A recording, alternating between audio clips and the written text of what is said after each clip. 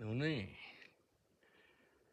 Nyt ollaan tismalleen samalla paikalla kuin 2013 kuvasin tästä sen pätkän ennen hakkuuta. Nyt ollaan ajouralla. Tämä on harvennettu 2013 elo-syyskuulla. Sampo 1046 X Pro oli hakkuukone Kessler 18 kouri. Mutometin mittalla. Mä voin laittaa siitä dokumenttia vielä. Siitä hakkuusta. 74 litraa muistaakseni oli keskiereys. Tosiaan mä arvensin, otin puolet pois karkeasti. Tää jäi sinne 1400 runkoon. Pituutta oli silloin 8,5 metriä. Ja nyt mä mittasin 12,5 jopa parhaimmillaan 13. Silloin oli rinnan korkeudelta se 11-12 senttiä. Nyt mä otin koealoja ja tästä koko palstasta 10 hehtaaria vähän rapia, niin 6 kappaletta ja rinnan korkeudelta näytti aika tarkalleen sitä 20. 19, 20, jopa 22 tuolla horemmissa paikoissa. Ja tukkiprosentti on aika... Alkaa nyt tulla pikkutukkia ja pitäisi tehdä kohta puoliin kakkosharvennus. Eli tähän voisi tulla sitten isommalla koneella ajourien leveys vaihteli tuosta 3,5 vähän reilu 4, että 3,80 tuli keskiarvoksi. Ja tässä kohtaa on ihan tämmönen tyypillinen vähän alta 4 metriä. Tämä oli 92 vuonna aurattu tämä alue ja mietin, että miten päin tähän tehdään. Mutta kun tie menee tuossa noin hyvin ja pystyy ajamaan tässä niin menopolukuormia näitä uria pitkin tievartta, niin päätin tehdä sitä näin päin. Ja nyt kun tekee kakkosharvennuksen, niin ei tarvitse välittää näistä vanhoista urista hevon perisettäkään. Mä tekisin tuonne Haamuran paikoille ehkä uudet ajourat ja niin pitkäpuomisella koneella. Tai sitten tekis tiestä poispäin. Tai joku 200 metriä.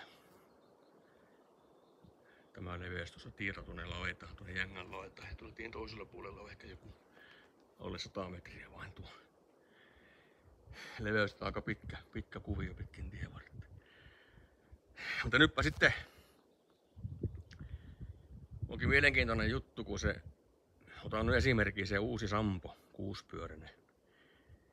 Niin se on jotain leveyttä 2,30, telojen kanssa 2,40. Siinä on 10 metrin loppumäärin nosturi. Että jos vaikka se kakkosharvennus tehdään semmoisella koneella ja noudatellaan tätä vanhaa ajouraa, se sopisi näihin raiteisiin se kone. Ja mä oon niinku ite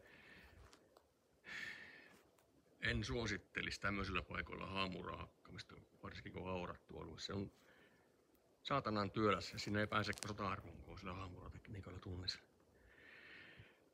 Mutta se pikku Sampo, se 6-pyöräinen uusi Sampo, niin